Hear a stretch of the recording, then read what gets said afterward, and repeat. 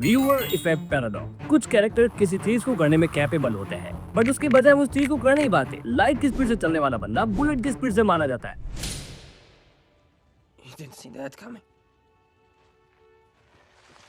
Now ये एक paradox है, मतलब जनरली कहानी को एक मोड़ देने के लिए strongest in heaven and earth वाले बंदे को भी आराम से मार दिया जाता है। नाउ आज हम ऐसे ही टॉपिक्स को एक्सप्लोर करेंगे एंड उनकी लोर को भी समझेंगे। एंड एक्चुअली आज जिन चीजों की मैं बात करूंगा वो काफी ज्यादा इनफेमस भी हैं, क्योंकि उनकी वजह से आज फैंडम में भी काफी तकरार मची हुई है कि यार ये चीज आराम से आसानी से हो सकती थी तो इसे इतना स्ट्रेच करके बढ़ाया क्यों गया। सो पहला सिनेरियो लेते हैं एरेन की मॉम की डेथ का, एंड इवन इसमें मैं रम्बलिंग भी इंक्लूड करने वाला हूँ।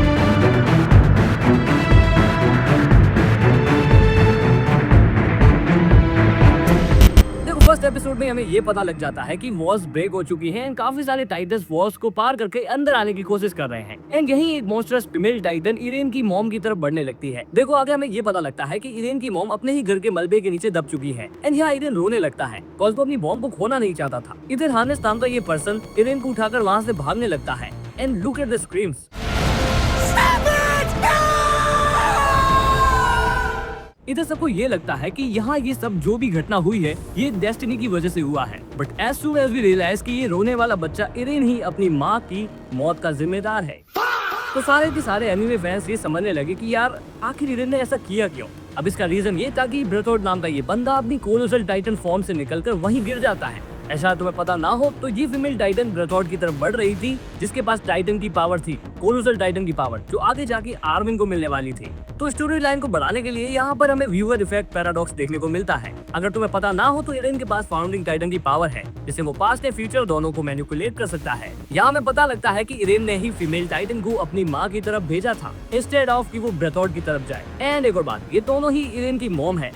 अब कैसे है वो, अगर तुमने नहीं देखा एनीमे तो क्या बोलूं मैं। लॉजिकली इसे यहाँ मैंने सोचा होगा कि कैसा लगेगा एक माँ दूसरी माँ को खत्म करे, लाइक ठीक है, बट लॉजिकली ये सेंस नहीं बनाता है। देखो इरेन एक लूप में फंसा हुआ है, वो कोई पास या फ्यूचर में खेल नहीं रहा है, लिटरली वो एक लूप के अंदर फंस चुका है। And her bar attack on Titan की स्टोरी एक जैसी रहती है, लाइक ये एक बेवकूफी जैसा है। देखो इरेन पास्ट एंड फ्यूचर को मैनिपुलेट कर सकता है, वो डेस्टिनी को चेंज कर सकता है। अगर माँ का मर जाना डेस्टिनी भी होती तो व्यूअर्स स्वीकार कर लेते इस चीज को। इसमें कोई बड़ी बात या लॉजिकली थिंग लगाने की जरूरत नहीं थी कि उसको मारने के लिए, उसको बचाने के लिए यहाँ पर उसकी माँ को मारना पड़ा। It's kind of illogical. देखो इरेन उस फीमेल टाइटन को किसी और की तरफ भी भेज सकता था, लेकिन उसे अपनी माँ ही देखी। नो पता नहीं पावर्स के बाद भी वो अपनी डेस्टिनी को चेंज नहीं कर पाया। लॉजिकली सोचने के बजाय आइडियोलॉजिकली दिमाग लगाया, जहाँ काम आसानी से हो सकता था उसे फालतू में हार्ड बनाया। So move on to rumbling.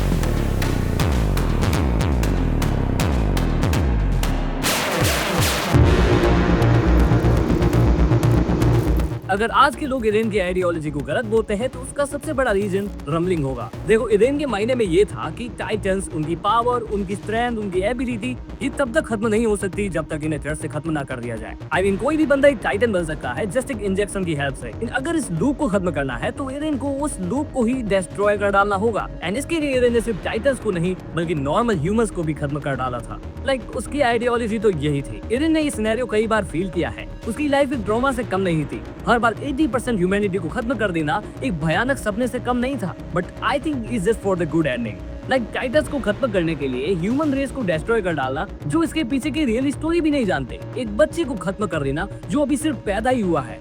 मतलब कहाँ की लॉजिकली थिंकिंग थी। एंड आई थिंक एक टाइम ट्रेवलर के लिए इतना सोचना तो बनता है कि लाइक इतना ब्रूटल होने की बजाय सिंपल सॉल्यूशन ढूंढा जा सकता था। एंड ऐसा भी नहीं है कि वो चीज बदल नहीं सकता था। Everything, every detail was in his hands. वो करना चाहता तो वो कर सकता था, बट व्हाटएवर।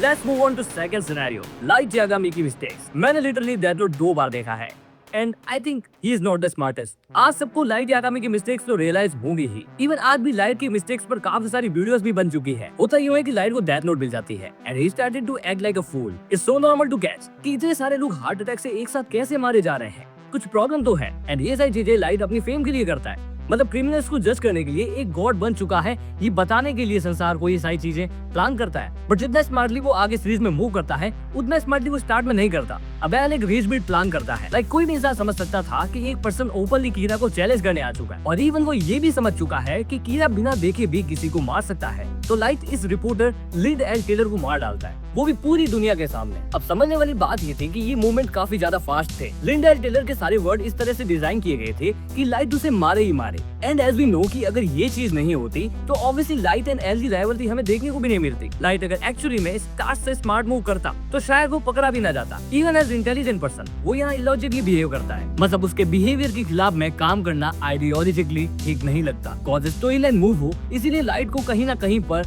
उसकी रियल पर्सनैलिटी से ज्यादा बेवकूफ दिखाया गया है। पर तुम्हारा क्या ओपिनियन है एक बार कमेंट में जरूर से मेंशन करना। Okay, let's move on to third scenario, Uchiha clan massacre. इस टॉपिक पर मैंने एक डिटेल वीडियो पहले ही बना रखी है, तो उसे जाकर भी चेकआउट कर लेना। सो देखो, ये टॉपिक काफी ज्यादा कंट्रोवर्शियल है। इताची की ग्लेन मैस्का को काफी लोग सपोर्ट करते भी हैं और काफी नहीं भी। देखो, लोअर एक्सप्लेन करूं तो इताची उचिहा ग्लेन से बिलोंग करता है। एंड नारुतो की फर्स्ट एपिसोड में एक नाइट-टेल फॉक्स अपीयर हो गया था, वो भी किसी उचिहा की वजह से। तब से उचिहा ग्लेन को लोग गलत नजरों से देखने लगे हैं। And here is this guy डांजो, वो ओल्ड लीडर्स में से एक था। वो अपना ओपिनियन रखता है कि उचिहा ग्लेन वाले हमारे लिए कभी भी खतरा बन सकते हैं, तो क्यों ना उन्हें मार दिया जाए। एंड इस काम को पूरा करने के लिए वो एक उचिहा को ही चुनते हैं, इताची उचिहा। आई डोंट नो डांजो ने ऐसा कौन सा जादू किया था जो लिटरली इताची उसकी हर बात को मानता था। इताची की सबसे पॉपुलर टेक्निक उसका गेंजुत्सु है। उसने अपने बचपन में ही शारिंगान एंड इटर्नल मैंगेक्यू शारिंगान को मास्टर कर लिया था। एंड वो लिटरली अपने विलेज का सबसे स्मार्टेस्ट बच्चा था। पर जब बात अपने क्लेम को खत्म करने की आई, तब वो हेजिटेट या अपने दिमाग लगाने की बजाय सिर्फ एक शर्त रखता है कि वो अपने भाई को नहीं मारेगा,